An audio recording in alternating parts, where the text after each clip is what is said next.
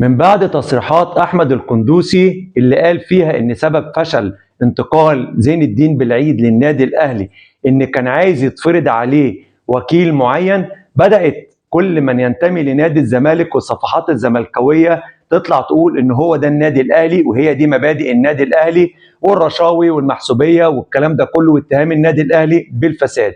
وبرغم إن والد اللاعب زين الدين بالعيد اللي هو محمد بالعيد انه طلع ونفى كل الكلام اللي اتقال، الا ان انا هعتبر ان كلام احمد القندوسي فعلا صحيح، وان فعلا كان في عنصر فاسد حاول يفرض وكيل بعينه على اللاعب عشان ينتقل للنادي الاهلي.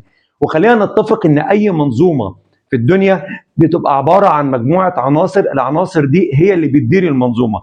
وارد جدا تكون المنظومه ناجحه وبتدار بكفاءه وطبقا لاسس وقواعد ومهنيه، ويطلع فيها عنصر او عنصرين فاسدين. احنا مش في المدينه الفاضله، ولكن المنظومه الناجحه عشان تستمر في نجاحها بيبقى عندها القدره ان هي تطرد العناصر الفاسده دي بره المنظومه وتكمل في طريقها.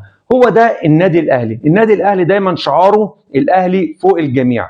معنى كده ان مصلحه النادي الاهلي اهم من مصلحه الاشخاص، مهما كان الشخص ده او مهما كان العنصر ده. يبقى ايه في المنظومه؟ مصلحه النادي الاهلي هي الاهم.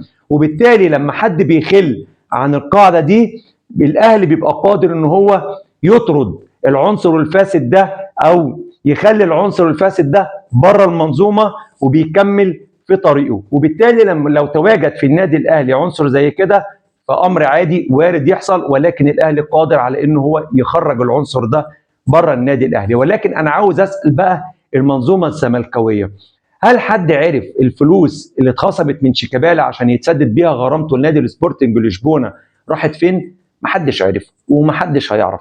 حد يعرف الفلوس نسبه اعاده البيع بتاعت امام عاشور اللي راحت للشركه الوكيله وما راحتش النادي الزمالك، مين اللي استفاد منها في نادي الزمالك؟ محدش قال ومحدش هيقول، لان المنظومه الزملكاويه بتعتمد في المقام الاول على المصلحه الشخصيه قبل مصلحه النادي الزمالك. فيا ريت اللي بابه من ازاز ما يحدفش الناس بالطوب. يا رب دايما اشوفكم على خير، والسلام عليكم ورحمه الله وبركاته.